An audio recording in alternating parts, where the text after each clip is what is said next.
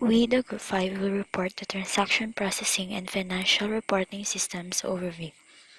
This chapter provides an overview of transaction processing systems and financial reporting systems and presents preliminary topics that are common to both applications.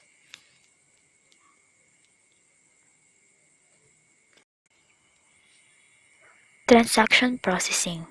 TPS applications process financial transactions, which is defined as an economic event that affects the assets and equities of the firm, and is reflected in its accounts and is measured in monetary terms. Financial transaction includes both external and internal events.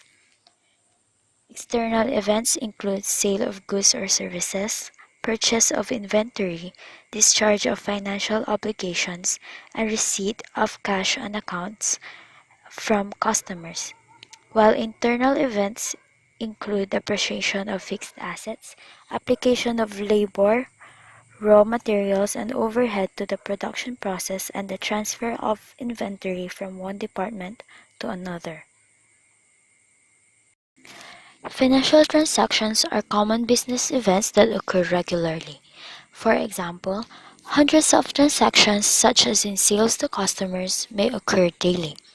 So as to deal with such volume, business firms group similar transactions into transaction cycles, and these are expenditure cycle, conversion cycle, and revenue cycle. Business activities begin, of course, with the acquisition of materials, property, and labor in exchange for cash, which happens in the expenditure cycle. Transaction has two parts, which is the physical component, including the acquisition of the goods, and the financial component, which includes the cash disbursement to the supplier. There are four major subsystems of the expenditure cycle, first of which is the purchases or accounts payable system, which recognizes the need to acquire physical inventory such as raw materials and places an order with the vendor. When goods are received, the purchases system records the event by increasing inventory and establishing an account payable to be paid at later date. Cash disbursement system. When the obligation created in the purchases system is due, the cash disbursement system authorizes the payment, disburses the fund to the vendor, and records the transaction by reducing the cash and accounts payable account. In the payroll system, it collects labor usage data for each employee, computes the payroll, and disperses paychecks to the employees. And the last one is the fixed asset system. It processes transactions pertaining to the acquisition, maintenance, and disposal of its fixed assets. Some fixed assets are land, building, furniture, machinery, and motor vehicles.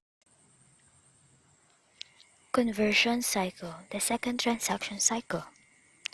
Conversion cycle is composed of two major subsystems, which are the production system and the cost accounting system. Production system involves the planning, scheduling, and control of the physical product through the manufacturing process. This includes determining the raw material requirements, authorizing the work to be performed, and the release of raw materials into production, and directing the movement of the work in process. The cost accounting system monitors the flow of the cost information related to production. The information this system produces is used for inventory evaluation, budgeting, cost control, and many more.